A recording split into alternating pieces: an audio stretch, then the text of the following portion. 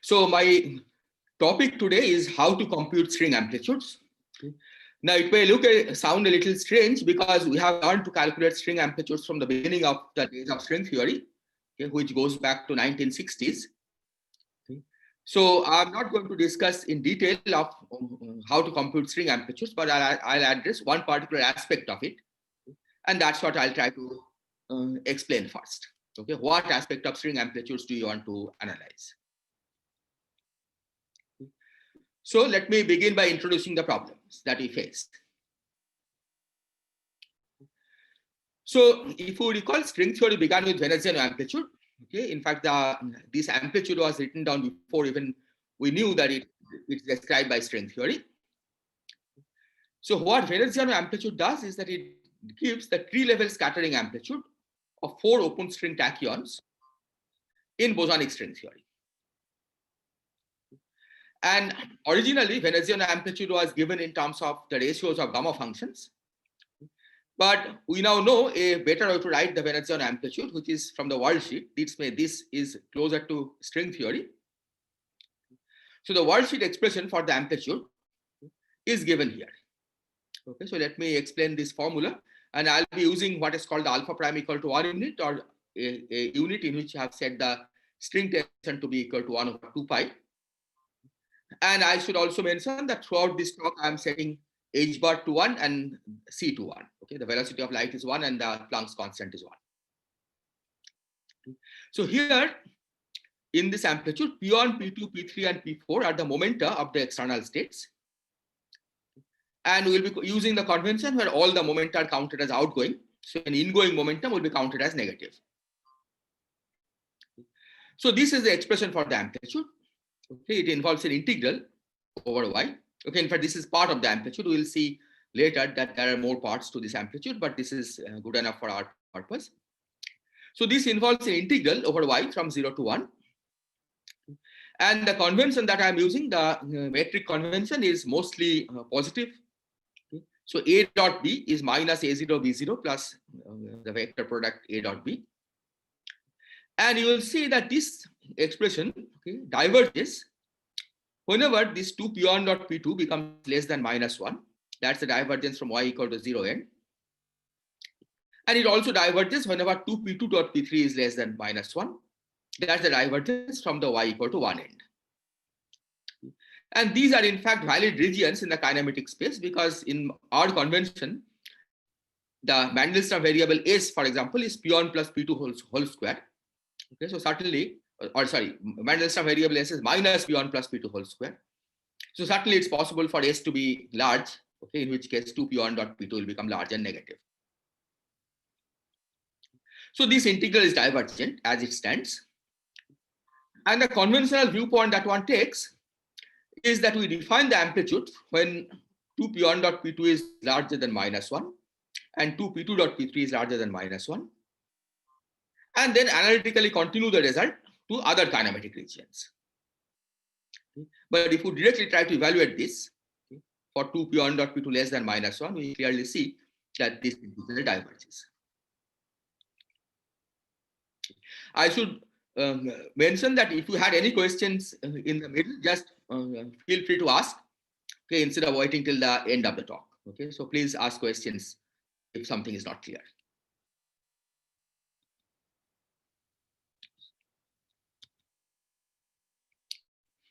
Now there are two issues here, okay, with the analytic continuation. The first of all, even when it works, the analytic continuation, it's still not a fully satisfactory situation, because one may want to teach a computer to compute string amplitudes.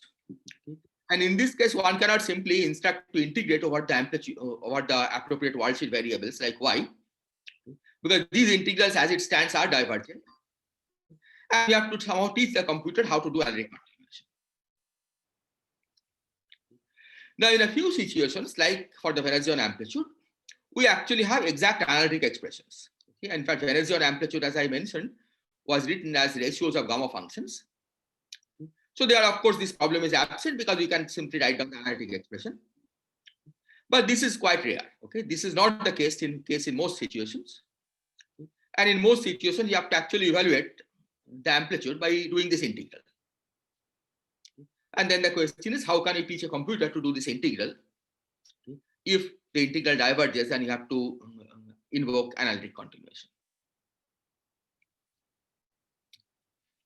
But more importantly, we will find that in many situations, the analytic continuation does not work. And the reason that it doesn't work is because the negative exponents that are responsible for divergences may not depend on the moment of the external states.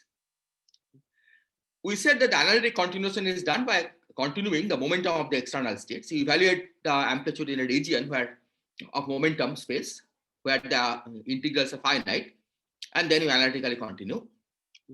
But if the exponents are not dependent on momentum, then simply by changing the momentum, we cannot make a divergent result convergent. So in such cases, the analytic continuation in external momentum does not help us tame the divergence. Okay, and you have to really do something else.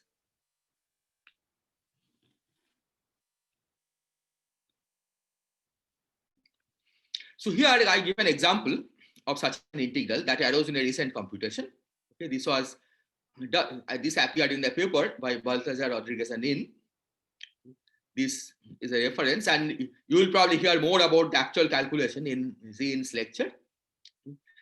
I'll be using just the result. Okay, and that will be good enough for our purpose. So they had an integral of this form. Okay, it involves an integral over y from 0 to 1 of some function. This is a complicated function. But this function, as y goes to 0, had a behavior like this. Here, omega and omega 2 are energies of external states. Again, we'll see this formula in more detail later, okay, because this will be one of the integrals that we'll try to make sense of. But the important point here is that this integral diverges from the y goes to 0 region.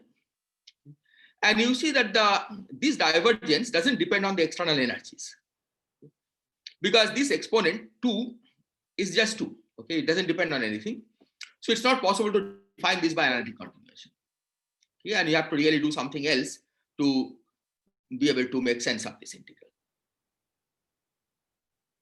So this is the kind of problem that we'll be facing and that we'll be addressing in this talk. So are there any questions up to this point?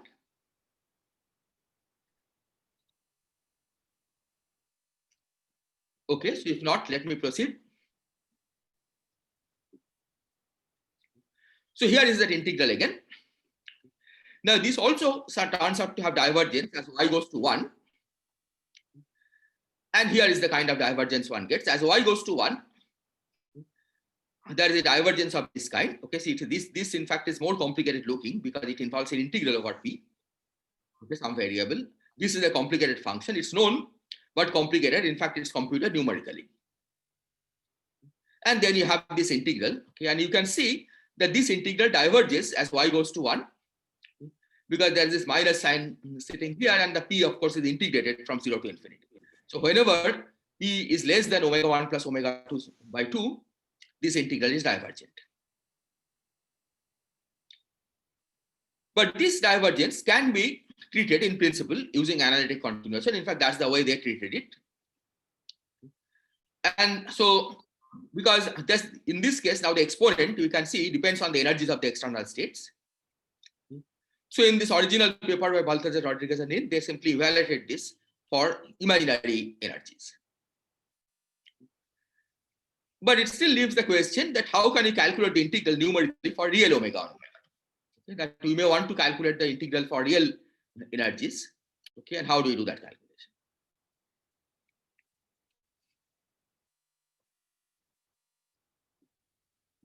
So the goal of these lectures will be to understand the origin of these problems and then the solution. So here are the topics that I'll try to cover during this lecture. I'll give a brief review of the basic aspects of worldsheet string theory and string field theory, which will be needed for the analysis. I'll discuss the physical origin of the problem. Why do we encounter divergences in the first place? Okay, string theory is supposed to be a fundamental theory, so why should it have any divergence? We'll discuss a strategy for the solution, and most importantly, we'll also try to carry out some explicit calculations. But I should also say that this will not be in this particular order necessarily. Okay, in fact, I'll go back and forth between these different topics as we go along. Okay, depending on what we need at what stage.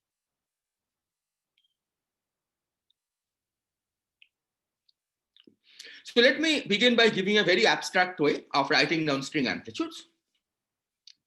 So the general form of an n-point string amplitude at any given order in perturbation theory has this structure. So what is this? This is an integral. This integral is over what is called the moduli space of Riemann surfaces. And if you are calculating the n-point amplitude, then it's a Riemann surface with n punctures. So punctures for us will be marked points on the surface. So these moduli, okay, what they do is that they label the shape of the Riemann surface first of all, but they also label the locations of the punctures. Okay, given a Riemann surface, you can put the marked points in various places, and the moduli labels those locations as well. And the integral is done over the integral over the all the moduli, which means that you have to integrate over the locations of the punctures and also the shape of the Riemann surface. And then there's an integral, okay, which I'll try to describe in the next slide, but for most purpose, we'll not need to know how to compute this integral.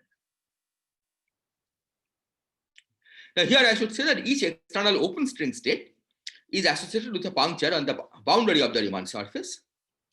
So a Riemann surface is a two-dimensional space, but the boundary, of course, is one-dimensional. So open string puncture, okay, or a boundary puncture is specified by one real coordinate because you have to say where it is on the boundary. But each external closed string is associated with a puncture in the bulk of the Riemann surface. So this requires one complex or two real coordinates. Okay, this is just some information. So this integral, for example, okay, that decides the shape of the Riemann surface over which you have to integrate. You have to carry out this integral for every open string. You have to carry out one integral, one extra integral, and for every closed string, external closed string, you have to carry out two extra integrals, okay, which are hidden inside this. And we will see that for most purposes, it's useful to think of all these variables together, okay, instead of thinking of the shape of the Riemann surface as a separate class and then the locations of the punctures as a different class. Okay, it's best to think of all of them together. Are there any questions?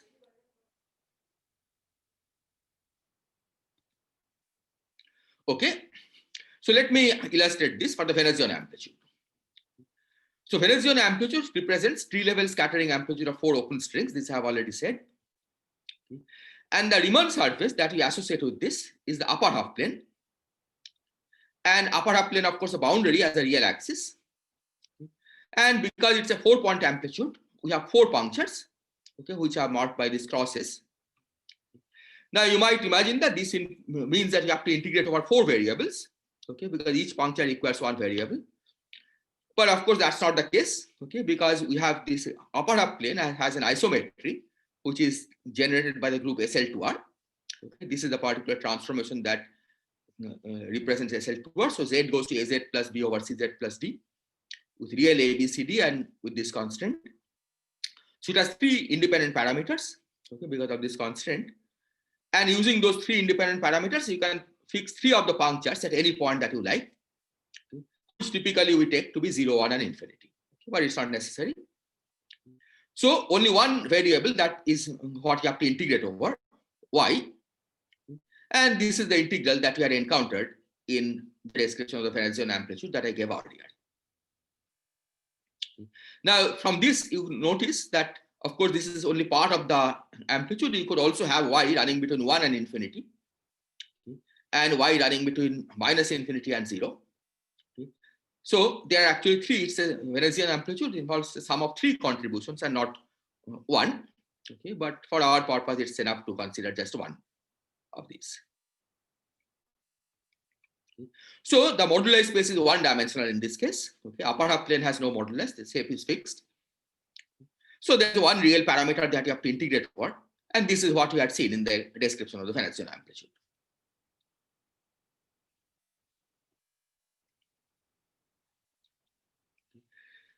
So now a few words about I. the integrand. So this integrand is typically calculated by in terms of correlation function of vortex operators of external string states inserted at the punctures. So if there are external closed strings, you have to insert them at the punctures in the bulk of the world sheet. If there are external open strings, you have to insert them at the boundary of the world sheet. And for every external state, there is an associated vortex operator that you insert in this two-dimensional conformal field theory. And besides this, there are other universal operators on the Riemann surface that you will not need to worry about right now.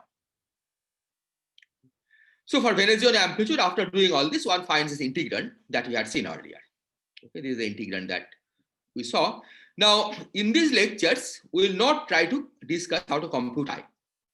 We cannot avoid this problem altogether, so we'll have to deal with this to some extent. But for most purpose, we'll assume that somebody has given us the integrand. Okay, that of course is no divergence. The integrand is just a well-defined function. Okay. And then given this, okay, we'll try to learn how to calculate this integral, okay, when we encounter divergences.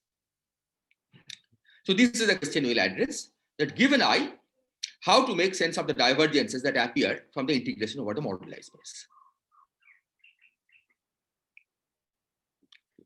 Are there questions?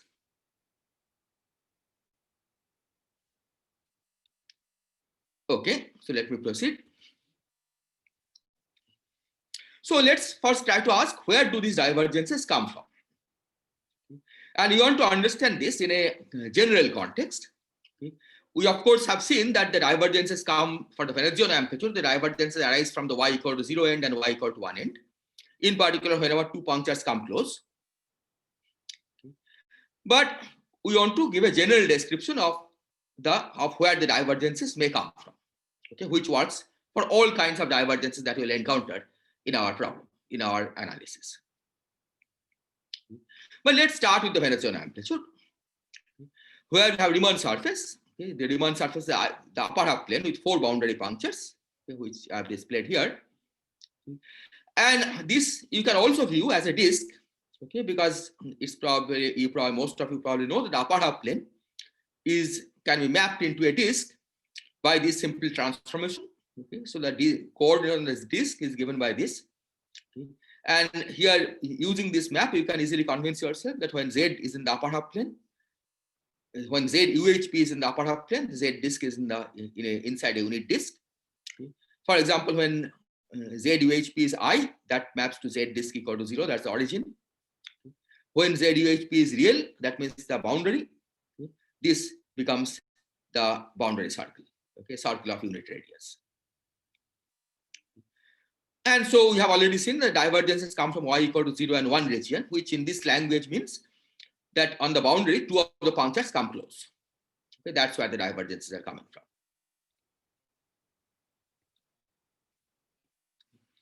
But we want to dig deeper. We want to know what is special about these limits. What is so special about the limits y equal to going to 0 or 1, where the divergences are coming from?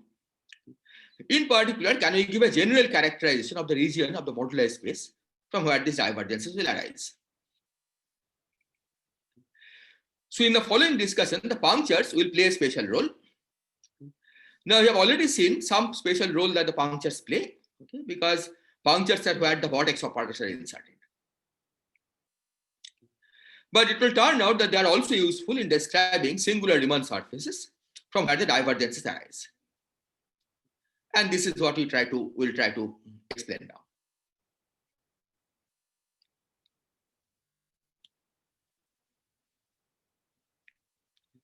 So we'll now try to give a description of the upper half plane with 4 punctures that will make clear the spatial role of these boundaries at y equal to 0 and 1. So for this, we start with 2 copies of the upper half plane, each with 3 punctures. So instead of starting with an upper half plane with 4 punctures, we start with 2 copies of upper half plane with 3 punctures. Now, because of the SL2R invariance, SL2R isometry, we can fix the 3 punctures wherever you want. So let's fix the 3 punctures on the first upper half plane at Z equal to 0, 1, and infinity. And the 3 punctures on the second upper half plane, which will denote by the coordinate Z prime, also at 0, 1, and infinity.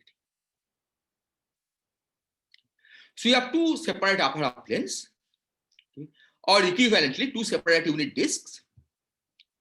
And now you want to sew them together. And we sew them at the puncture 1. Okay, and this is where the punctures play a role here. Okay, we have just chosen that we'll sew them at the puncture 1 by making some identification. And this is the identification we'll use. Z minus 1 times Z prime minus 1 equal to minus Q, where Q is some positive number. Okay, which basically means that we are now trying to glue the Z and Z prime plane together. Okay, and in the next slide, I'll describe this geometrically, what's happening. Okay, but algebraically, we can see what's happening, that once we have done this, then Z and Z prime are not independent coordinates. Okay, we can just describe this by a single coordinate Z, because Z and Z prime are related by this. So we now have a single copy of the upper half plane that is labeled by Z. And the punctures in this single copy of the upper half plane are located at the following points. So first of all, okay, puncture at 1 is gone. Okay, that's where you are showing the two upper half planes. Okay, again, I'll show the geometry in the next slide. But let's just do the algebra first. Okay, so first of all, there are punctures at 0 and infinity. They are still there in the Z plane. The puncture at Z prime equal to 0, using this relation, goes over to 1 minus Q over 0 minus 1. That's 1 plus Q. And the puncture at Z prime equal to infinity, okay, using this, goes over to 1. So after you have done this identification of the two Riemann surfaces, we have an upper half plane with 4 boundary punctures, which are located at 0, 1, then infinity, 0, infinity, okay, then 1, and then 1 plus Q. So this is almost there. Okay, this is like an upper half plane with 4 punctures, except that the variable puncture, which is 1 plus Q, is not between 0 and 1, okay, because it's in fact between 1 and infinity. But you can easily rectify this. We just scale y by 1 over 1 plus Q, scale Z by 1 over 1 plus Q to bring these punctures to 0. Okay, so under this 0 goes to 0. Then 1, okay, the puncture at 1 becomes 1 over 1 plus Q because we are scaling by 1 over 1 plus Q. Puncture at infinity, of course, remains the same. So infinity maps to infinity. And 1 plus Q now maps to 1. So now we see that this y, okay, is less than 1. So indeed, y lies between 0 and 1. Okay, so this is the way we have described a upper half plane with 4 punctures as a result of showing 2 upper half planes with 3 punctures each. And in this, from this viewpoint, we can easily check that y goes to 1 now corresponds to q goes to 0 limit. Okay, that's a singular limit. Okay, so q goes to 0 is a singular limit because in that limit y goes to 1. Are there questions on this? Excuse me, sorry, I didn't quite follow what you are doing here. What do you mean by, do you mean that you paste the 2 upper half plane at some region of the boundary and finally you still get to another upper half plane? Yes, okay, so let me show the picture. I think it will become clear. Okay, so here I have displayed in terms of the disks. Okay, so we have 2 unit disks. Okay, each representing an upper half plane because upper half plane can be mapped into a disk. So here are the punctures at 0 and infinity, and this is the puncture at 1. Okay, similarly 0, infinity, 1. Now what we are doing here is that we are cutting out a semicircle. Look at this identification here, z minus 1 times z prime minus 1 equal to minus q. So imagine that q is small.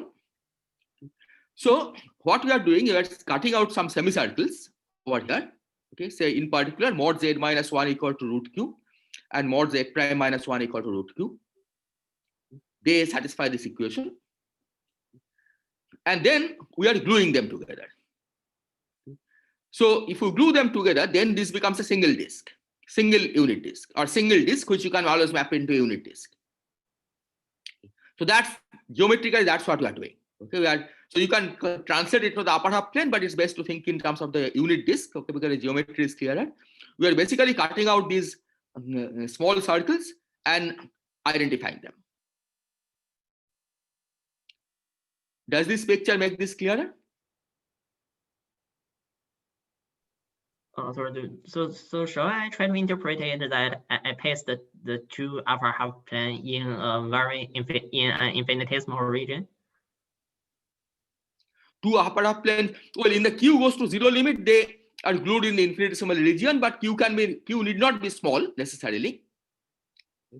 So two upper half planes just get glued, identified, right? So what you are saying is that as you move, see, if you think of this relation, as mod z minus 1 becomes less than root q, mod z prime minus 1 becomes larger than root q. So as you move in from the upper half plane into this small circle, you come out of the other circle.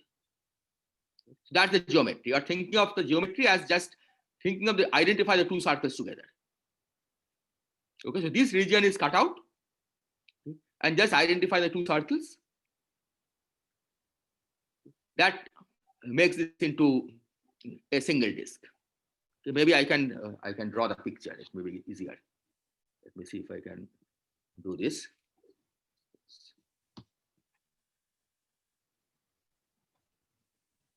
Let me try to erase this first.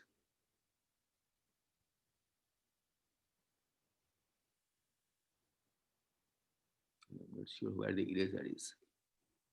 Okay. So what we had are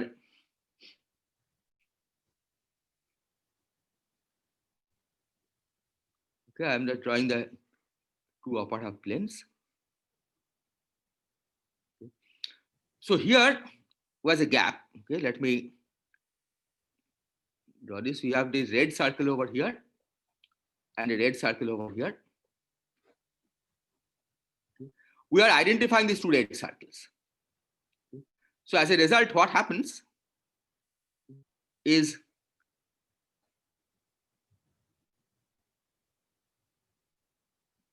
a disk like this. Two punctures are on this side. Two punctures are on this side. So this is topologically a disk with four punctures. And that's, you can map it back to an upper half plane with four punctures. Is this clear? Oh, clear. Okay. So you are basically identifying the two red circles. Okay, this one and this one is identified.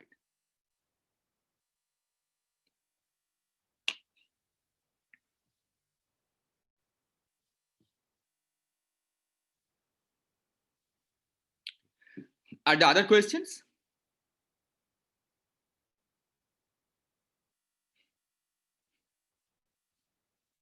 Okay, so let me go through this. So that this is a geometrical interpretation. So you have this relation. Okay. So we cut out two small semicircles, mod z minus 1 equal to root q and mod z prime minus 1 equal to root q in the z prime plane, and simply identify the two semicircles. Okay, let's identify these two. And now the q goes to zero limit is the limit where the surface gets pinched. Because these semicircles become smaller and smaller as q goes to zero. So in that limit, these two disks, it becomes a singular limit of this Riemann surface. So this neck gets pinched, and that's the singularity that we encounter. So that's the limit y goes to 1. Is this point clear? So q goes to zero limit is singular, as you can see from here, okay, because the Riemann surface is getting pinched. So this is a more geometric way of describing what's happening as y goes to 1. Okay, the Riemann surface simply gets pinched. Now I should say that you can, in principle, use more general showing relation. Okay, we can use a relation like w prime equal to minus q, where w is in general a complicated, could be a complicated function of z.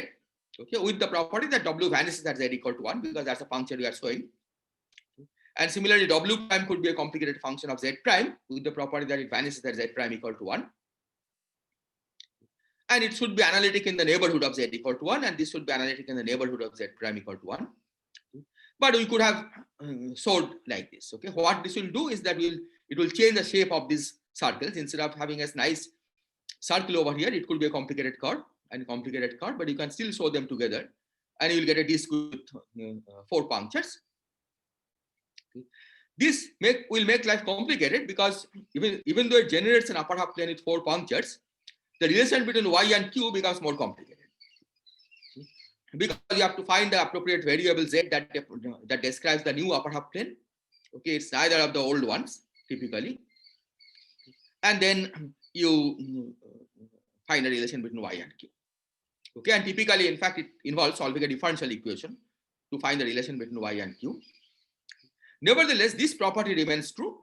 Okay, that as q goes to 0, these curves, even if they are complicated, they shrink to 0 size. The Riemann surface pinches off, and that corresponds to y goes to 1 limit. So using a more complicated set of functions here, we can make life more complicated, but it nevertheless remains true that as q goes to 0, we encounter the singularity at y equal to 1. Are there questions? Excuse me? Yes, go ahead, please. Y is a puncture, right? Y is a puncture point. Y is a puncture point? Y is a puncture point, one of the 4 puncture points, right? Oh, where are the puncture points? It's no. I mean, the symbol Y, it is a puncture point, right? Yes, that's right. So when q equals to 0, y equals to 1, so the puncture point will be the same point as where the degenerate happens, right? That is true, yes. So, in your graph, it seems like the 2 puncture points stay away from the degenerate point. Is that a mistake or? Oh, here. Yeah. Okay. So the point, this is conformally equivalent, okay, to 2 puncture points coming together. Okay. In fact, this is the reason why this diagram is more geometrically appropriate. That here punctures never collide. In this description, the punctures remain where well separated. Okay. What collapses is the neck of the Riemann surface. But you can show that when you conformally map it onto the upper half plane, 2 of the punctures will come close together. Okay, thank you. Yeah, so from that perspective, it looks a little strange, but indeed, I mean, you can see explicitly from this formula, right? From this formula, it's clear that the 2 punctures come together, right? As q goes to 0, y and 1 come together. But it's not obvious from this. Okay, you have to do a conformal mapping to see this. Any other question?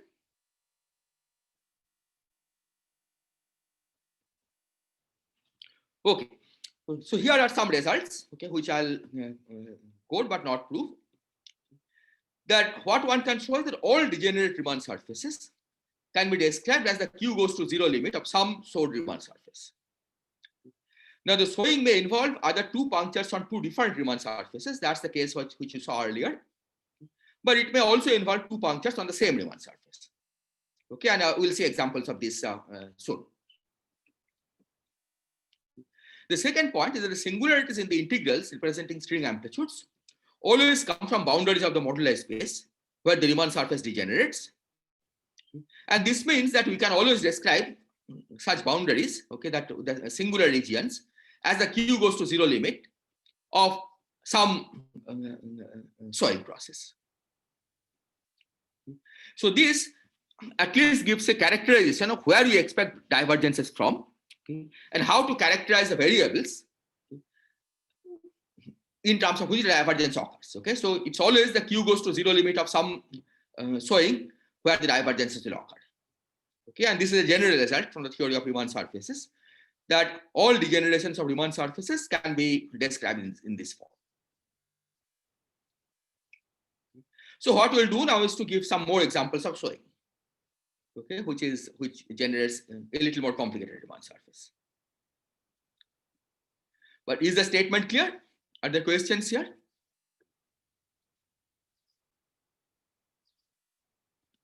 Okay.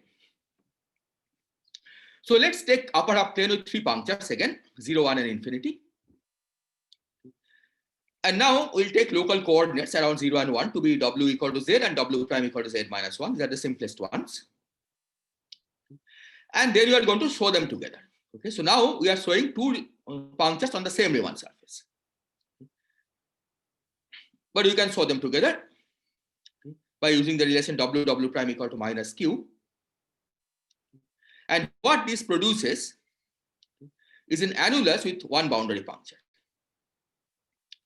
So it may not be apparent, but you can imagine doing this, that you have this disk, you cut out 2 small semicircles, and you identify this with this. So this gives an annulus. Okay, so here this segment that you see is this segment over here. The upper segment is this part, and this is the q goes to 0 limit. In the for finite q there will be a gap here. So maybe I can again draw this.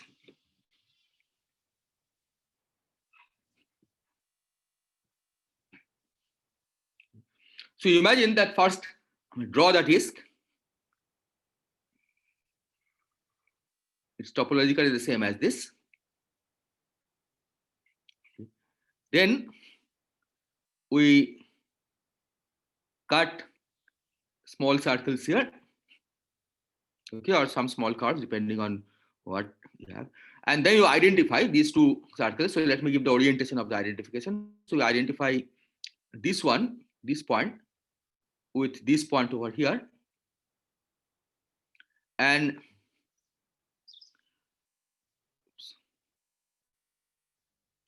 we identify this point over here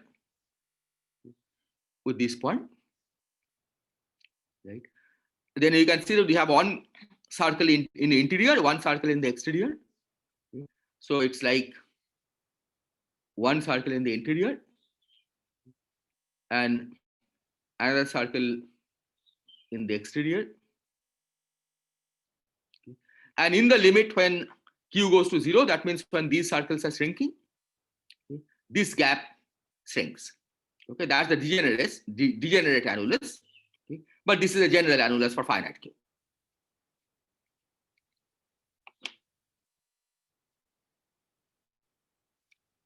Is this clear? This picture? So this is showing off 2 open string punctures on a Riemann on an upper half plane with 3 open string punctures, okay, which produces this annulus.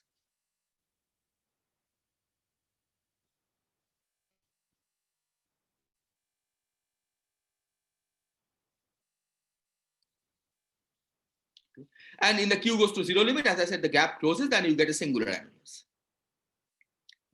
So this again, from if you use this kind of description, okay, then you see that all degenerations are like pinching of some neck. The neck may connect 2 Riemann surfaces or the same Riemann surface.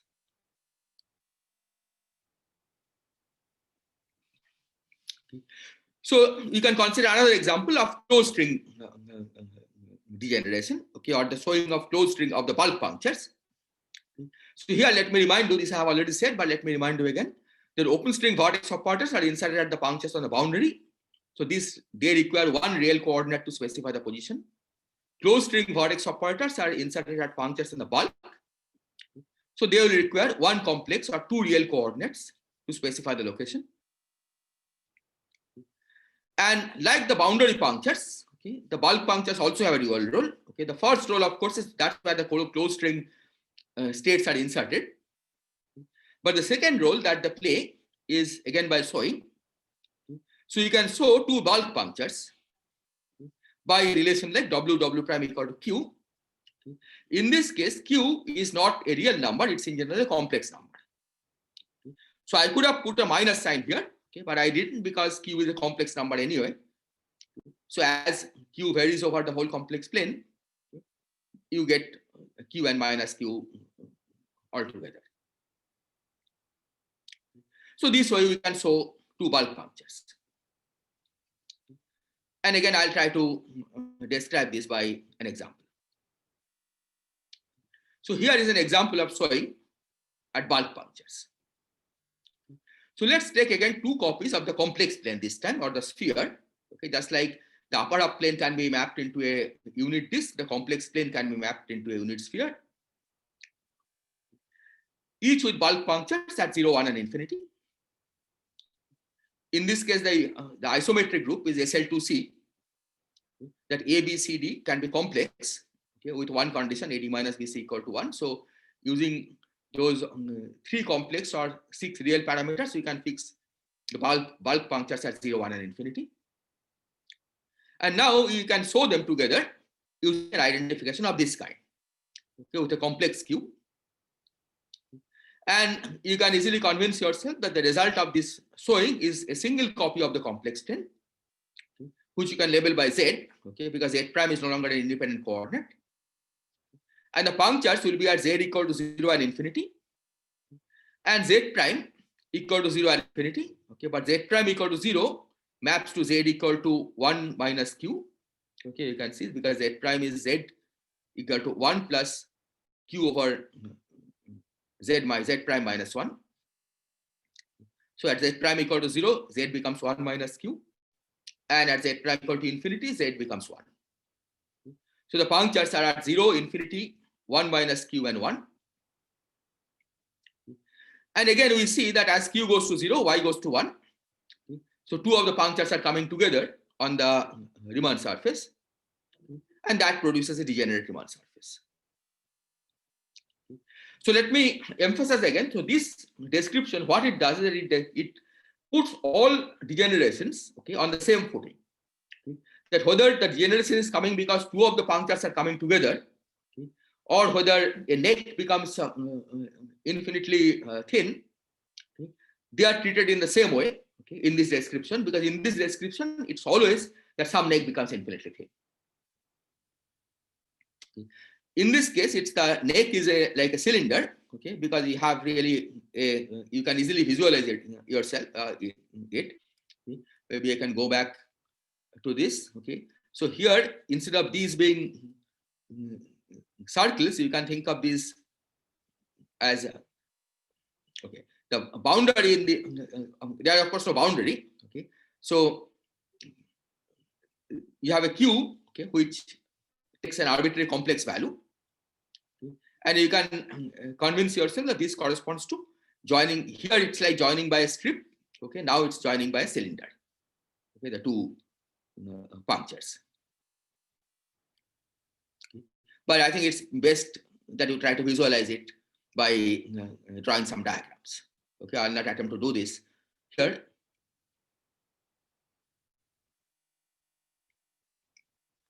Okay, are there questions? So one question is that, so since this is in this last case, it is for full complex plane. It is true. It's complex, yes. And then in this case, since I cannot really imagine the location of the point, do I need to make sure that when I place the 2 full complex plane that I always have a circle such in each of the complex plane, and such that the 0 infinity is in one circle of one complex plane, and the 0 infinity is in another coordinate is the 0 and infinity is also in the complementary part of the other plane, such that I place the along a circle. It is always doable, or it's no, you don't have to do that, right? You can take them to be anywhere that you like. Right? It doesn't have to be 0 and infinity. See, what will happen here is that it, yeah, okay, in general, you may not get the punctures at 0, infinity, and 1. Okay? But even if you get the punctures at some 4 arbitrary points, you can always make an SL2C transformation at the end to bring 3 of them to be at 0, 1, and infinity, and the 4th one will be wherever it is. So it's not necessary that you have to adjust things in such a way that the punctures end up at on a circle. Right? The fact that this is 1 is not necessary. It could have been anything else. I see. As long as there are 4 punctures, that's the important point is there are 4 punctures. Okay. Once you have 4 punctures, you can always bring 3 of them together, 3 of them at 0, 1, and infinity by an SL2C. The 4th one will be wherever it is. Okay, thank you. Okay, and the important point is that as q goes to 0, 2 of the punctures will come together. 2 of the punctures which are on the same side of the on the same Riemann surface will come together.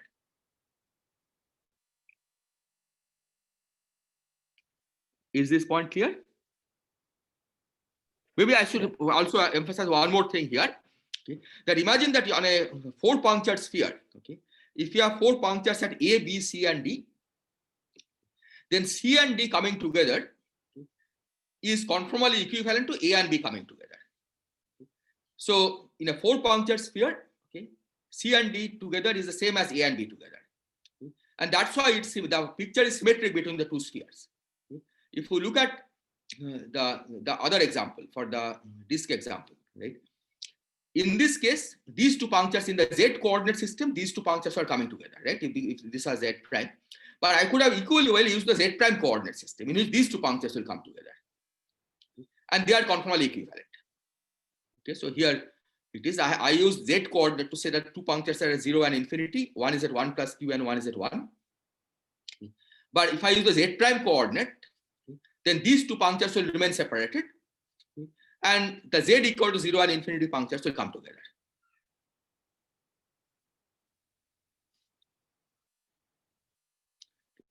Are there other questions?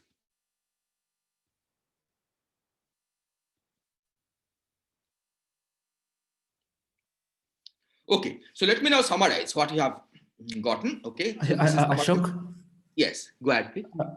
so far we considered degenerations when y goes to 1, or maybe the same happens when y goes to 0.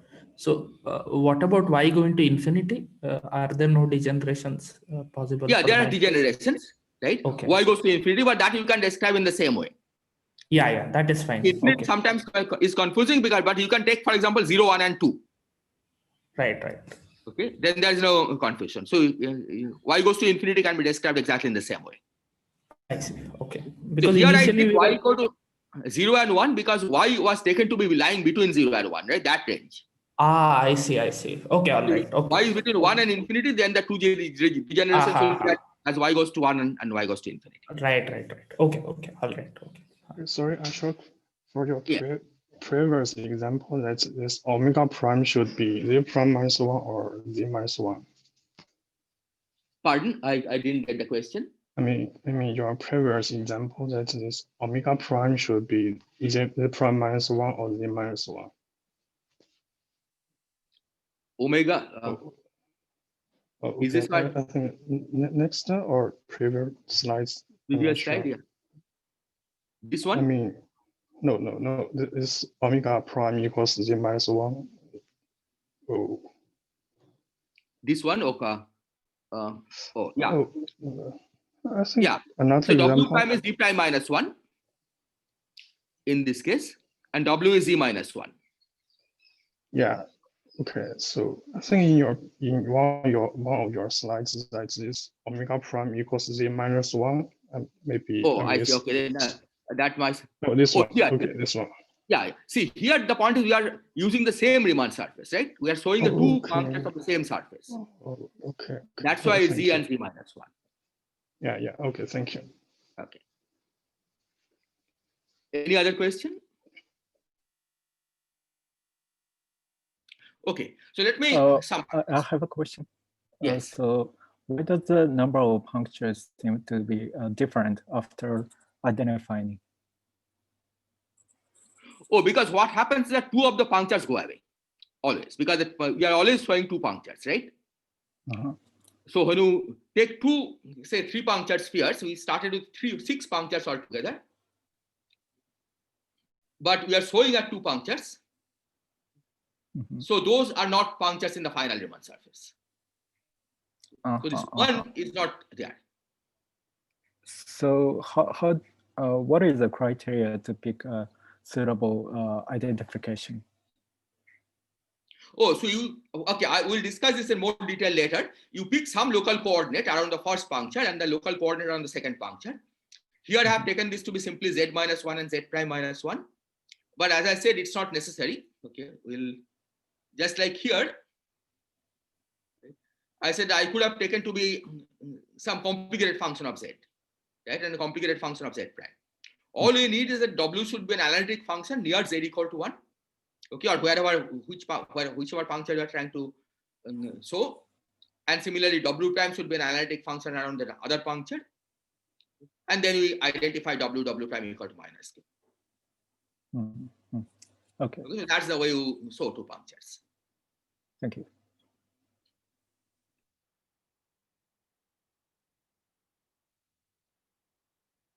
Okay, so let me summarize. Okay, so what we have seen is the divergences in the integration over the moduli arise from degenerate Riemann surfaces. This I have already said many times.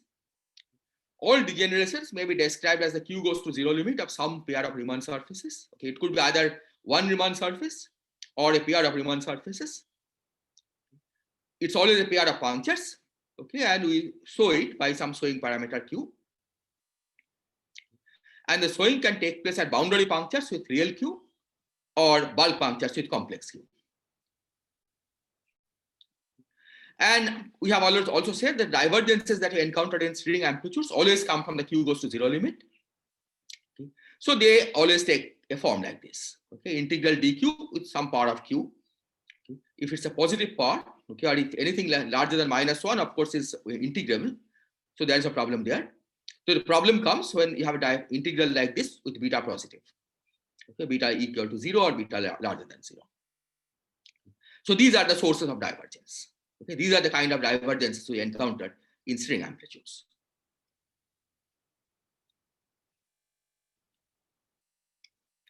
So now I'm going to describe how we go about solving this problem. Okay, taming these divergences. So for this, we'll basically show that the divergences can be given physical interpretation in string field theory. And then we'll use insights from quantum field theory to remove these divergences.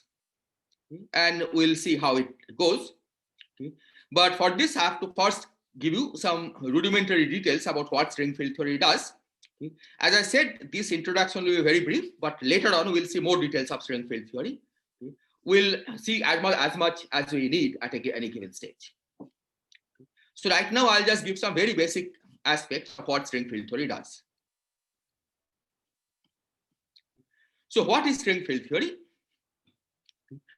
So string field theory, what we'll also call as SFT, it is a regular quantum field theory with infinite number of fields. Okay, in fact, it has infinite number of fields because the string has infinite number of states. So there is basically one state, one field for every state of the string. So a string field theory always includes closed string fields, okay, because closed strings are common to all string theories.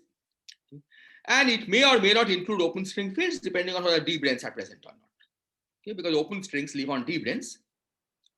So if there are no d-branes, you only have closed strings and no open strings.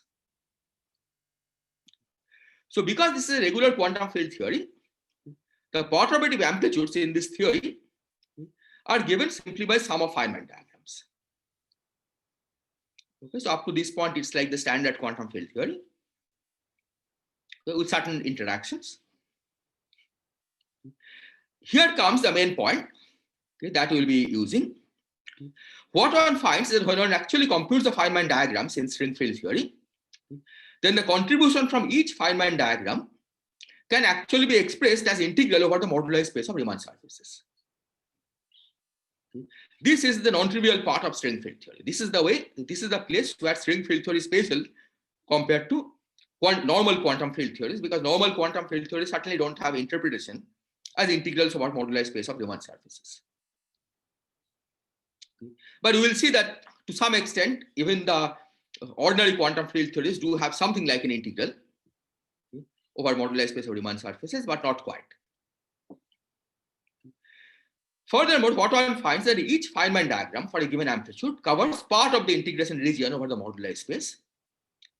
And when you sum over all the diagrams, that covers the full integration region. For example, in the particular example of the disk, the 4-point function, Venezian amplitude. If you are trying to describe it by a string field theory, then what we'll find is that instead of y spanning instead of a single diagram doesn't give the whole integral from y equal to 0 to 1.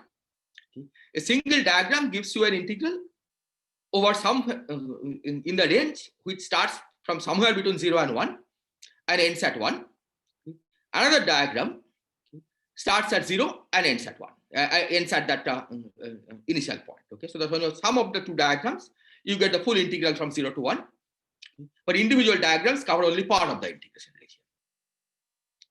And this is the way string field theory reproduces the usual worldsheet picture that we have, which is good because we don't want string field theory to do something that we know is not true, right? We know that the string amplitudes are given by worldsheet integrals.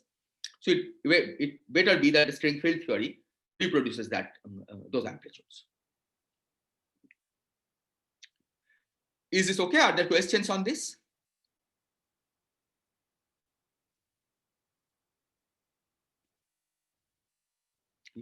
But now we come to the main question, that if string field theory is like an ordinary quantum field theory, then how do we get integral over the moduli space of Riemann surfaces? Okay, where are the Q variables, for example, okay, which appear in specifying Riemann surfaces? So how does a Feynman diagram get related to integral over the moduli space of Riemann surfaces? And here is a brief answer to this. This you could do even in quantum field theory. Okay, this is what is called the Schwinger parameterization of propagators. So if you have a propagator like k square plus m square inverse, the Schwinger parameterization corresponds to writing it in this form. Or equivalently, you can use a variable u, which is e to the minus s, and you can write this bit as integral u from 0 to 1, u to the k square plus m square minus 1. And it turns out that when you try to make connection between string field theory and worldsheet theory, it's the u's that become the Schwinger parameters when you interpret the Feynman diagrams as integrals over the moduli space of Riemann surfaces.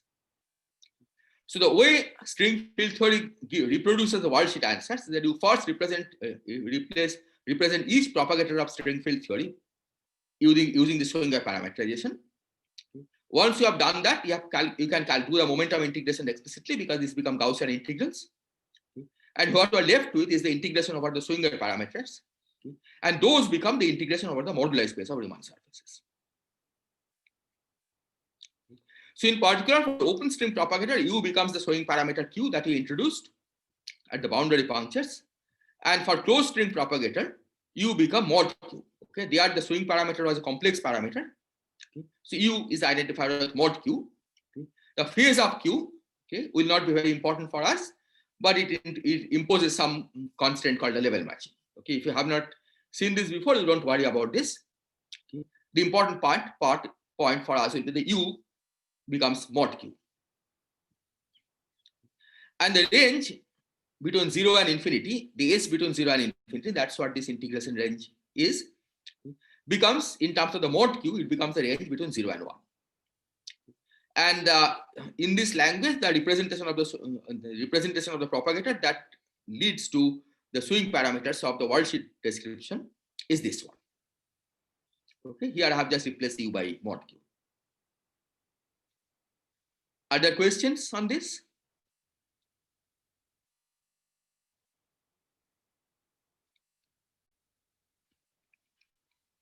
Okay, now let me be a little more specific. So let's suppose that you have a Feynman diagram. Now the Feynman diagrams have this property that given two Feynman diagrams, you can draw a third one by joining them by a propagator. Okay, take one of the external lanes of the first Feynman diagram, one of the external lines of the second Feynman diagram, and you join them by a propagator. That gives you a composite Feynman diagram. So left and right, the L and R denote some Feynman diagrams of string field theory. And let's suppose that we have already understood how these are represented as integration over the moduli space of Riemann surfaces. So in particular, the string field theory associates to each of L and R a family of Riemann surfaces. Family because we have moduli space of Riemann surface means that you are integrating over a subspace or the moduli space. And each point in the moduli space is like a Riemann surface by itself. So as you move in the moduli space, you get a family of Riemann surfaces. So each of L and R are represented by a family of Riemann surfaces. But string field theory, in fact, does something more. Given a string field theory, it also associates local coordinates at all the punctures on the Riemann surfaces. So for every external line, where the vertex of particles are to be inserted, string field theory specifies the local coordinate. You have no choice. String field theory tells us what the local coordinate choice is. And now this Feynman diagram is obtained as follows. So this Feynman diagram now represents a new family of Riemann surfaces, which are obtained by identifying the local coordinate W and W prime at these punctures on N and R by this relation, W W prime equal to minus Q. So this clearly is a new class of Riemann surfaces because it's a short Riemann surface. It's like going from 2 3-punctured spheres to a 4-punctured sphere. And you can now imagine in terms of Feynman diagram that you have two 3-point functions. And in quantum field theory, given 2 3-point functions, you can join one of the external lines of the one 3-point function and one of the external lines of the other 3-point function. You join them together and you get a 4-point function. So that's what string field theory does, but it has a geometric representation in terms of worldsheet, and that's showing.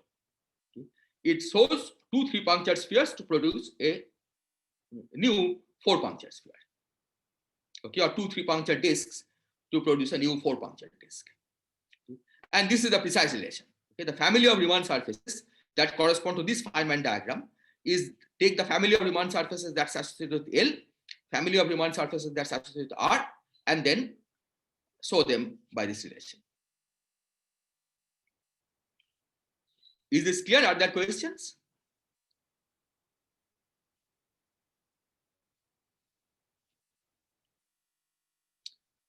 Okay, let me then proceed. So why is this? I mean, well, in field theory, when we connect the two Feynman diagrams with each other, we also take an off-shell integral over the intermediate propagator. But here, what kind of off-shell thing we try to integrate out? Okay, that you mean the momentum integral? Yes. Yes. So in this, when you do the showing, the momentum integral is already included. You don't have to do any momentum integral anymore. So that goes in the integrand itself, right? So I said the integrand will not say how to calculate. So in the integrand, when you do the calculation from the string field theory perspective, you have to do the momentum integral. And the integrand that you get is after doing the momentum integral. Because the momentum integrals becomes Gaussian, right? If you do the same thing for Feynman diagrams, normal Feynman diagrams in a quantum field theory, momentum integrals become trivial here, right? Once you have represented using the Schwinger parameter. All the non-triviality is in the S integrals. And that's what happens here also. In string field theory, you of course do have to do the momentum integral. You have to do the momentum integral, you have to also sum over all the intermediate states. After you do all that, you get the correlation function in this new Riemann surface.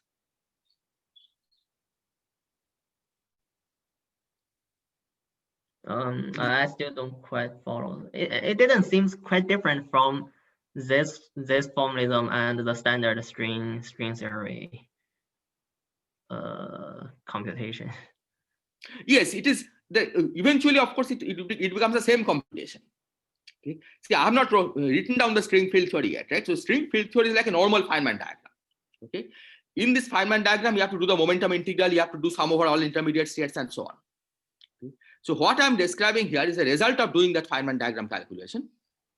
That the result of doing the Feynman diagram calculation is again a worldsheet integral. And that worldsheet is the family of worldsheet, the family of Riemann surfaces that appear there are these. This is not a trivial statement in the sense that it requires work to prove this.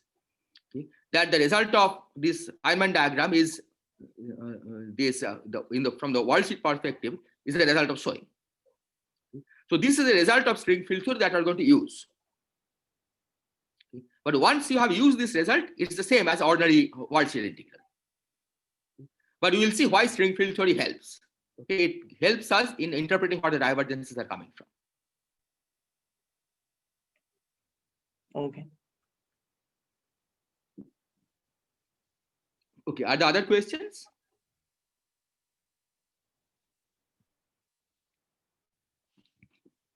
Okay, so let's now try to understand the origin of the divergences.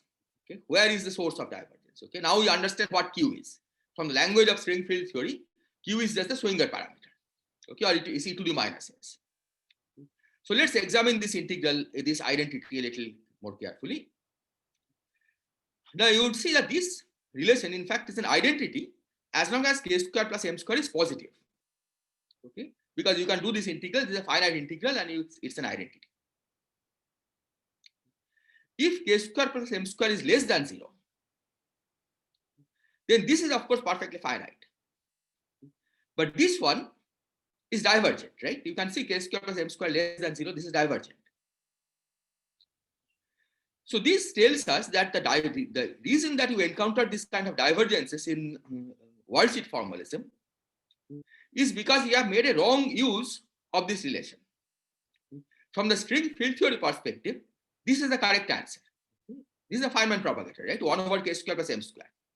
Maybe it's negative, okay, but it's still perfectly fine. Okay. Worldsheet doesn't know about this. Okay. Worldsheet knows about these integrals. And the worldsheet sees divergence. Okay, the worldsheet formalism. So for k square plus m square less than 0, what string field theory instructs us to do is to use the left hand side. Okay, don't use this integral form, use this. So it means that we have to change variables from the moduli of Riemann surfaces like the y. Okay, you have to change variables from y to q. In general, there will be multiple variables of this kind because, of course, there is a complicated Feynman diagram with many propagators. So you have to change variable from moduli of Riemann surfaces to the variables q1, q2, etc. And then you replace integrals of this kind. Okay, these are the divergent integrals. Integral 0 to 1 dq dq to the minus beta minus 1 by minus 1 over beta. Okay. Here beta or minus beta plays the role of k square plus m square. So this is what string field theory tells us to do. That whenever you encounter divergent integrals like this, you have to replace it by minus 1 over beta. Is this clear? Are there questions on this?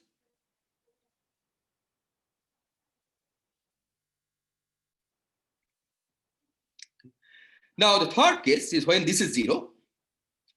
Here, of course, both left hand side and the right hand side is divergent. Right hand side is logarithmically divergent. Left hand side is just 1 over 0. Here, both sides diverge and more work is needed. Okay. In fact, most of our lecture will be in dealing with divergences of this kind. Okay, when k square plus m square is 0. But for now, let's just proceed with this one. Okay, because it has some utility. Okay, and we'll see how to make use of this. Ashok, so this point 2 is an analytic continuation, right? Yes, the point 2 is like the analytic continuation. Okay. So that this is suggested by string field theory. That is what we are supposed exactly. to Yeah. understand. Okay. Sorry, for the third case, can we do the Feynman epsilon prescription as a quantum field theory? In this case? Yeah. Yes, indeed, we can do as long as there's an integral over k involved. Okay, but there are cases when there's no integral over k. Okay, in tree diagram, for example, there is no integral over k, right? Mm-hmm.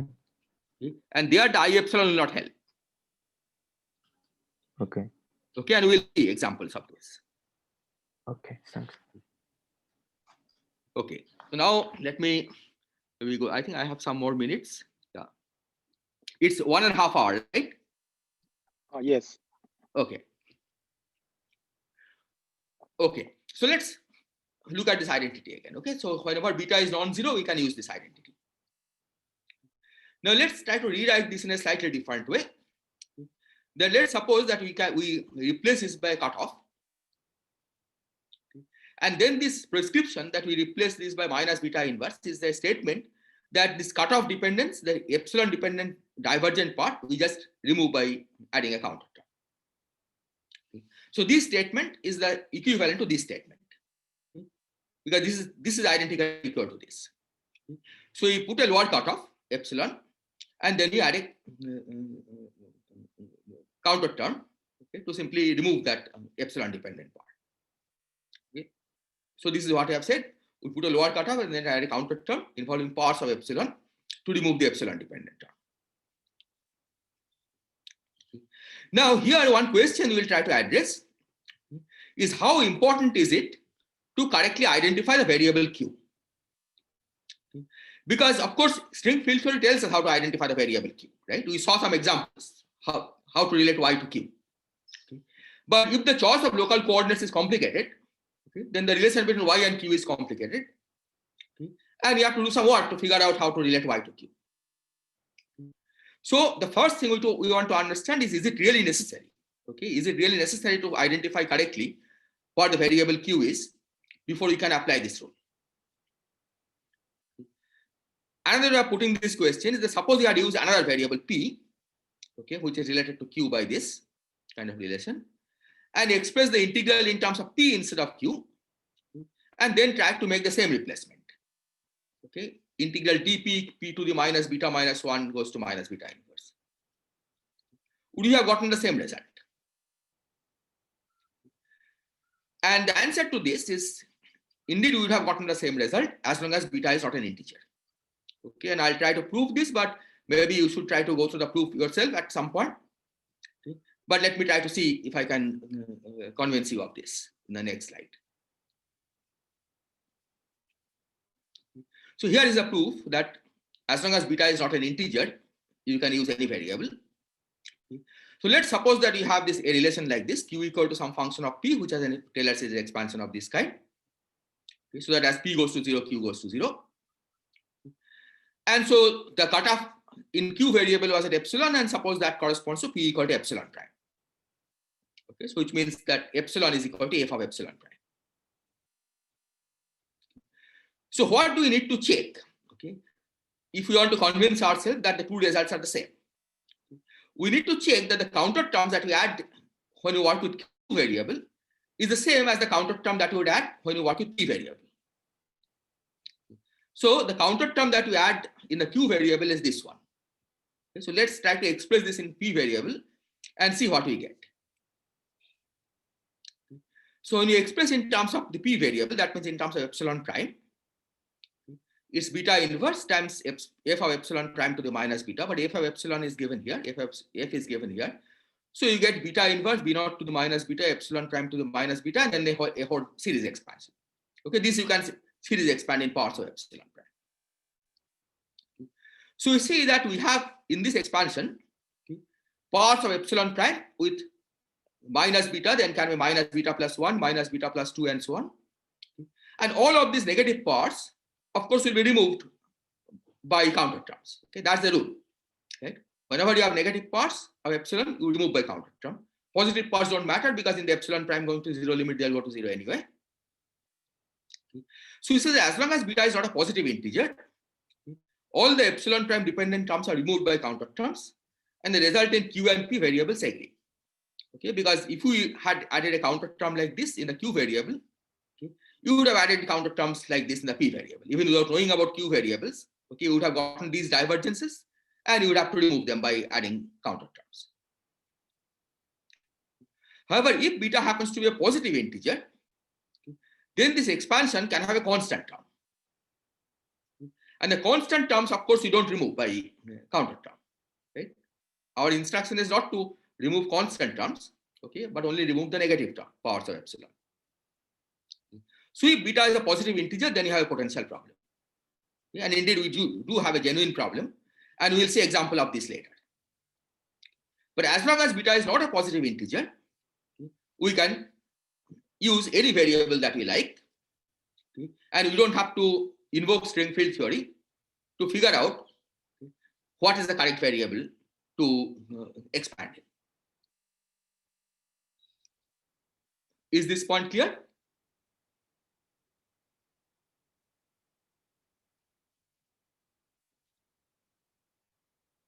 Okay, so let me now give some examples. I have a question.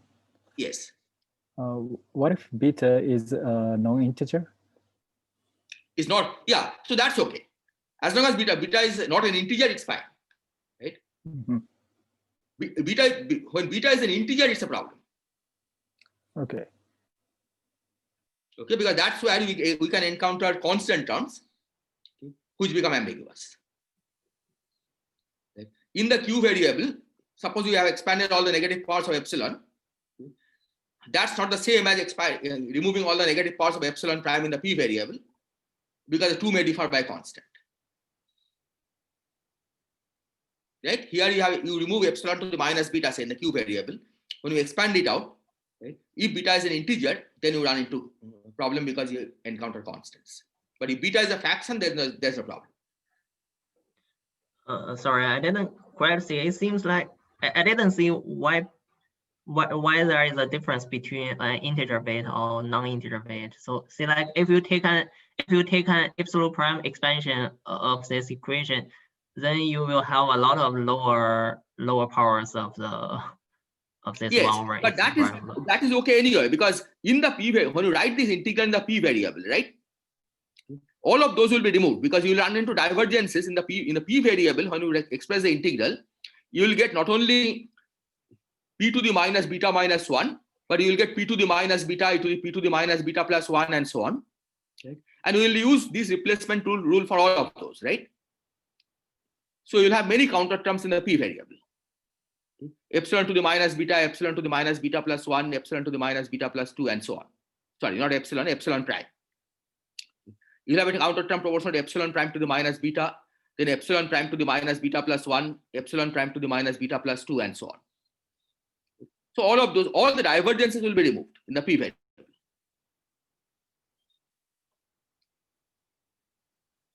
Is this point clear?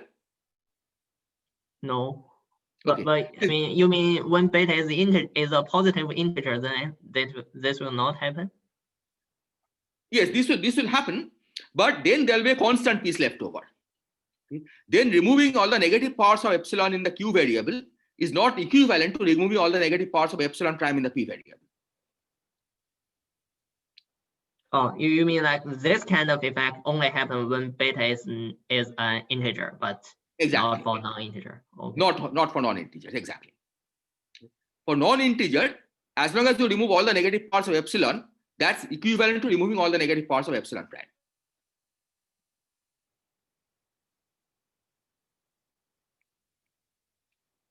Is this clear?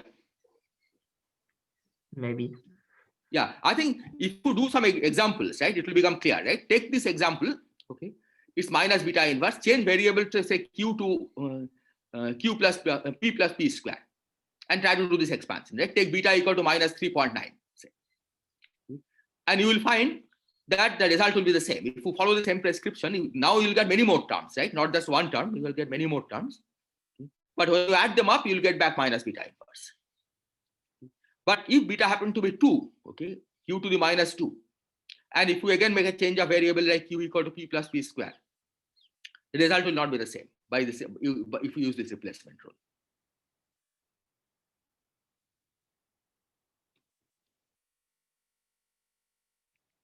Okay. If it's not clear, in the next lecture, we'll come back to this. Right? But I think it requires for you to think about this a little bit and see if you believe this or not.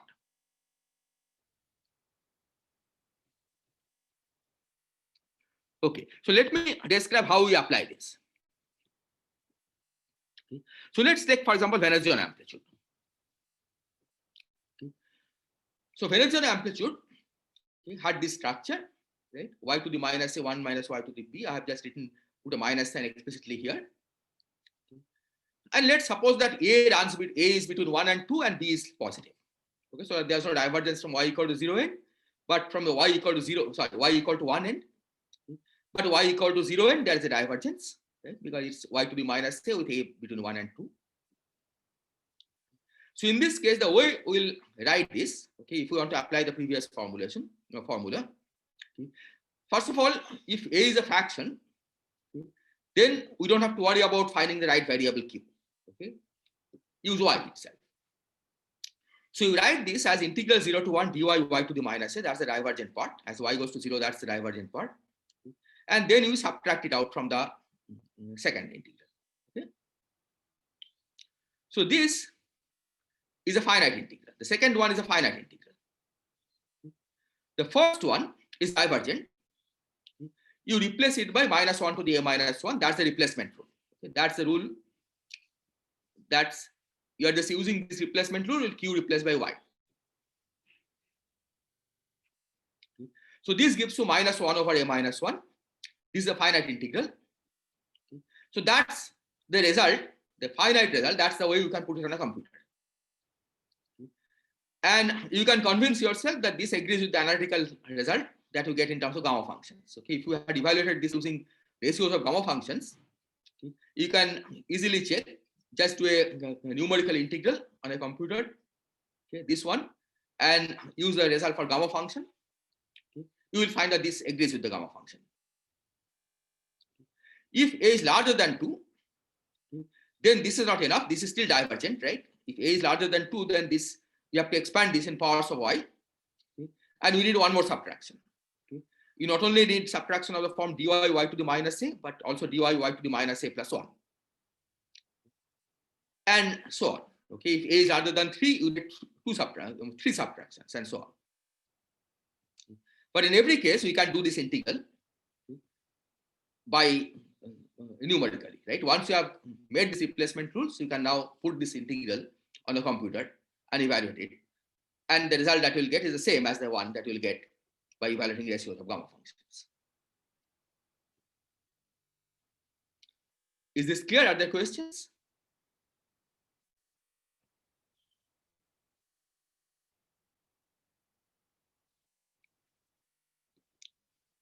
Okay, so here is the second example.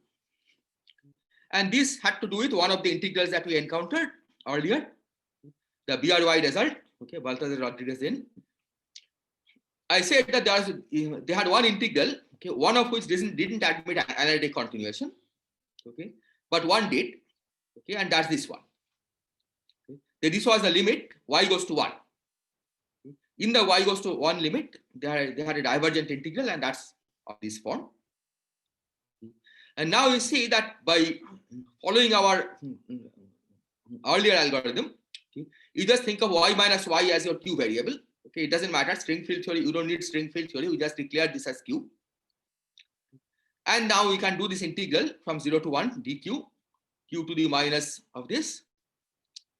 And we use the replacement rule to replace it by this 1 over this, the exponent. And now you see that I have put in the I epsilon here. And that's the I epsilon that comes from the Feynman propagator. Okay. Knowing that this is actually representing Feynman propagator, okay, we can use the same QFT rule of I epsilon and put a 1 over case, the k square plus m square minus I epsilon. Okay. And this makes it a well-defined integral, because now you can do the integral over p. See, without the I epsilon, there is a confusion about what happens when this vanishes, right? Once you have put the I epsilon, then there's a confusion. You can do the integral over p and get a finite result. And you would notice that for doing this, either for the Venezian amplitude, okay, for this one, or for this one, we did not need to know how the result was derived. If somebody gave you an integral like this, you know what to do. String field theory tells you what to do, okay, how to make sense of this as a finite integral. Similarly, we didn't need to know how the integrand was derived. Once you have an integral of this kind, string field theory tells you what to do. But this is not going to be always the case. Are there questions or comments?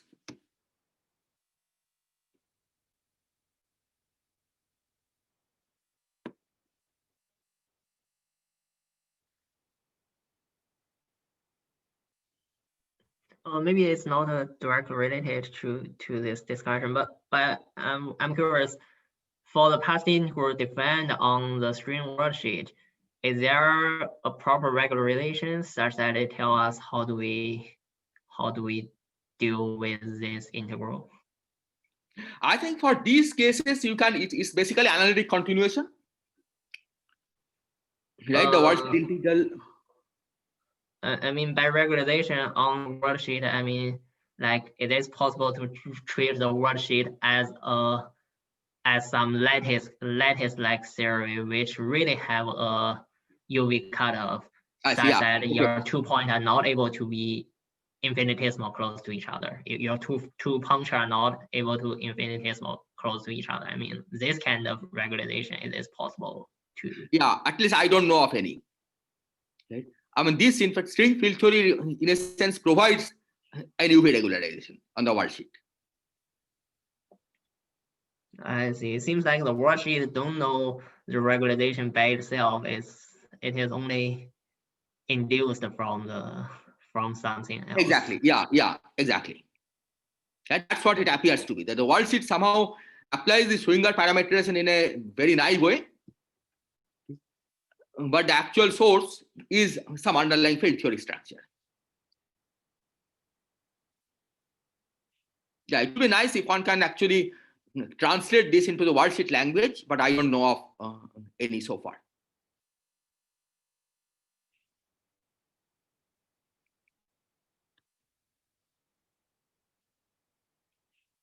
Okay, now let me say one final word and then I'll stop for today. And that is that when beta is positive integer, it's not that this cannot be done. We can still apply this replacement rule, but you have to find the precise relation between the moduli and the Q. And for this, you need the Swing relation. And this is usually the analog of the relation between Q and Y that we have found for the Venezian amplitude. But what you have to do now is to use the local coordinates that are given by string field theory. So this choice of local coordinates, okay, so the choice of the string field theory gives you a choice of local coordinates, but string field theory itself is not unique. There are different versions of string field theory. But what one can show is that they are all related by field definition. So at the end, the final result should be independent of the choice of local coordinates or the particular choice of string field theory. But at the intermediate stage, okay, you have to be careful about making sure that you use the local coordinate that is induced from string field theory. Okay? Because what happens in the string field theory language is that only after summing over all Feynman diagrams, okay, you get a result that is independent of the choice of string field theory. Okay? And so in order to evaluate the contribution from individual Feynman diagrams, you have to make sure that you use the right local coordinate that string field theory gives. So you fix your string field theory, you can do your computation, and at the end, it's a consistency check for you that the result should be independent of what string field theory you had used. This point we will see in more detail later, right? So I'm not emphasizing this very much now, but this is something one should keep in mind. That in general, for when beta is a positive integer, we have to carefully find the relationship between Q and our actual moduli parameters. Okay, so I think I'll stop here. If there are questions, maybe I can answer. So any question? Can I ask one question? You said that Schwinger parameter is related to the Q appearing in the Sorin relation. I'm curious about this. Can I understand this so Q is a Schwinger parameter is related to the length of the propagator of the string field, and it is related to the radius of the circle you cut off by the conformal transformation, something like this? Yes, indeed. Yeah. I see. So basically what happens is that the 1 over k square plus m square, the role of this is placed by 1 over L0. Yeah. And so when we write it as 1 over L0, this becomes Q to the L0 minus 1. And so Q to the L0 is basically scaling by L0, scaling, right? L0 is the scaling. Yeah. That's the way the geometric picture arises. And how? So based on this identity, you can develop the geometry. Yeah, so it's related to the circle you cut off in the sewing relation. Exactly. Yeah. Okay. I see. So you can either think of it as the length of the tube or the radius of the circle because they are conformally related, right? Yeah. Yeah. Okay, I see. Thank you very much.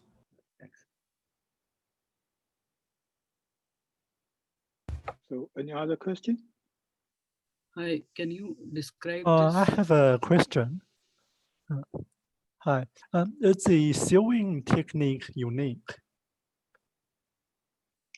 Is the sewing technique unique? Yeah, if the local coordinates are given, then the sewing is unique.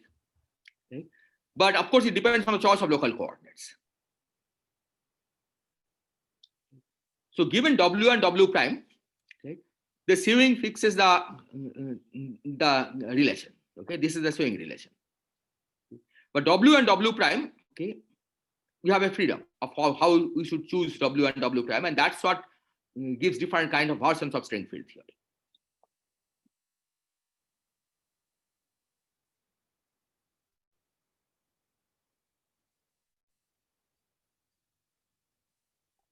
So any other question?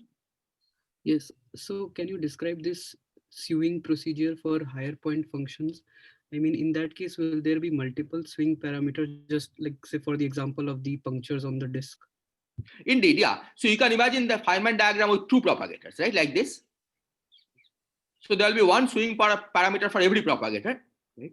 But certainly, if there are multiple propagators in a Feynman diagram, you will get multiple swing parameters. Okay, thanks. Right? So in general, in a Feynman diagram, that's what we had written here. Right? There will be many queues that you have to change variable. Okay, I think somewhere I had written.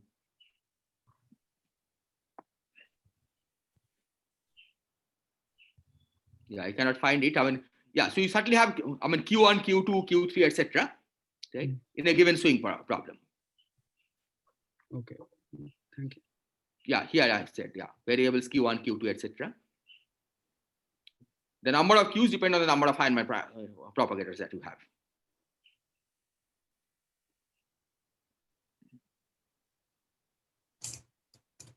May I also ask another question? So it seems like this divergence is related to the UV divergence on the worksheet, but is there a relation between the UV divergence on worksheet and the UV divergence of the space-time?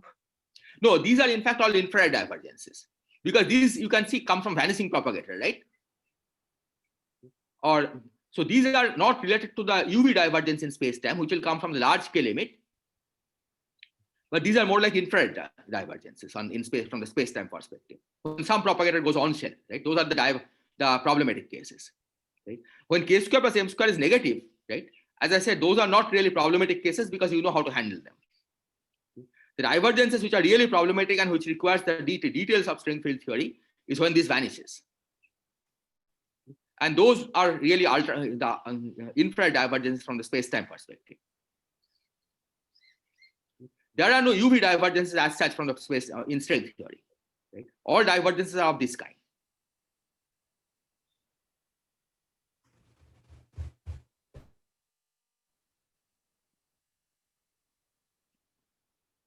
What is this IR, the origin of this IR divergence? Well, whenever some propagator goes on shell, right, that's the IR divergence, right? And we know, of course, from the quantum field theory perspective, we know how to handle IR divergences, right? And we'll see many examples of this. It's just from the worldsheet perspective, okay, the worldsheet doesn't know how to handle this, right? The worldsheet just knows the integration over the Q variables, and you have to use insights from field theory to solve these IR divergences. Yeah, but so in the string theory, what does this IR divergence imply? What in which limit? I mean, well, IR divergence should be related to infinite volume, but what is the interpretation as a string theory? It's exactly as a normal quantum field theory, right? The same kind of IR problems that you will encounter in normal quantum field theory, you will encounter in string theory. Okay. So we'll see examples later. I mean, in the next lecture itself. Okay, maybe I can show you. Right? For example, this mass renormalization, right? These kinds of problems. If the external leg is on shell, then this line is forced to be on shell, right? That's momentum conservation, same momentum flowing through. And so you get a 1 over k square plus m square at k square plus m square equal to 0. The quantum field theory knows how to handle this, right? This basically you have to resum this. The worldsheet doesn't know.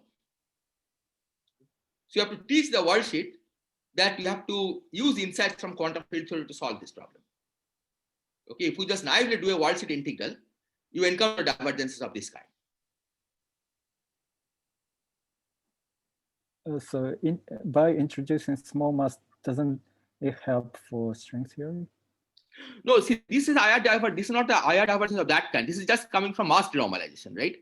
If you don't do LSZ, okay, if you just want to evaluate this Feynman diagram, suppose you didn't know anything about mass denormalization, and you try to evaluate this Feynman diagram, right?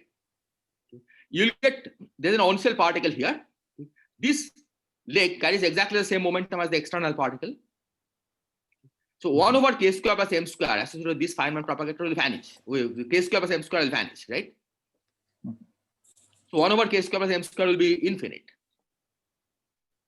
So you know, in quantum field theory, you are supposed to resum this, right? You are supposed to use the 1pi blobs, resum them, and carry out the mass denormalization, and then use LSZ to calculate the S matrix. The worldsheet theory doesn't know about that, right? It's something that you have to teach the worldsheet theory to do. I see. Thank you. Sorry, I didn't follow why you mentioned this kind of diagram. So far, we are only treat the. I mean, in the field theory language, we only treat tree level problem. Why you mentioned? No, not necessarily tree level problem, right? Because this is loop. Okay, let me go to the annulus.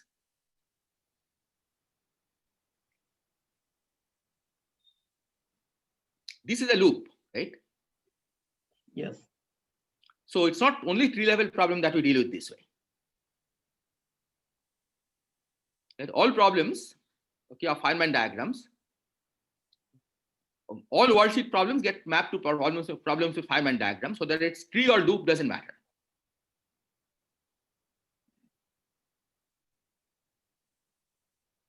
And all worldsheet problems are associated with Q goes to 0 limit of the Feynman diagram. The Schwinger parameter going to infinity limit of the Feynman diagram. Oh, okay. So can I say that no matter when there is an intermediate particle which take on-shell limit, then the string worldsheet computation will break down? Exactly.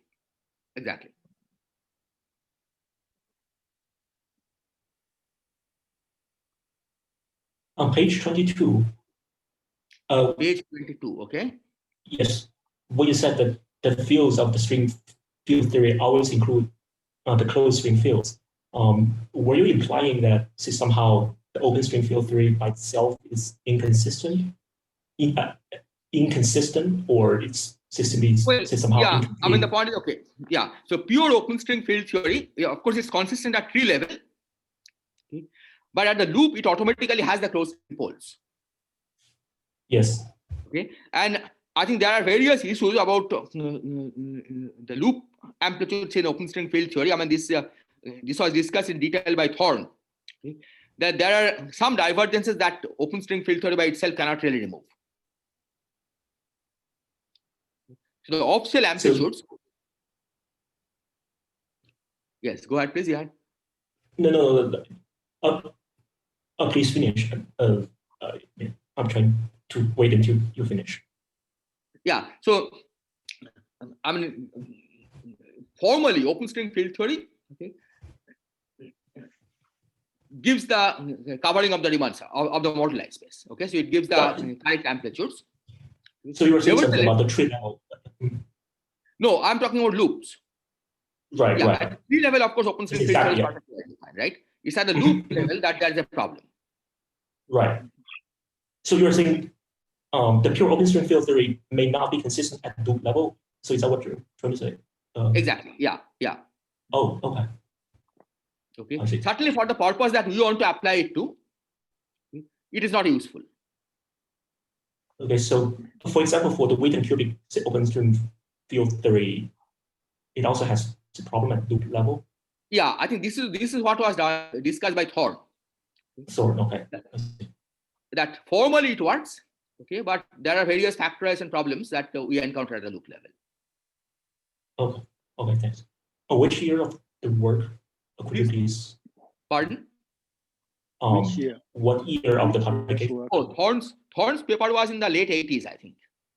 I see. Okay. Yeah, Yeah, but it thanks. is also referred to Barton Zollberg's paper at various stages. I see. Thanks. Yeah, Thanks. okay.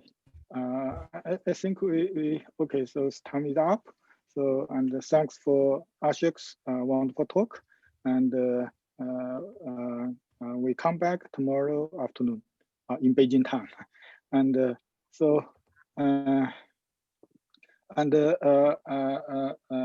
so we will close this session. There's no more lectures today. Okay, so see you tomorrow. Yeah, Thank you. bye-bye.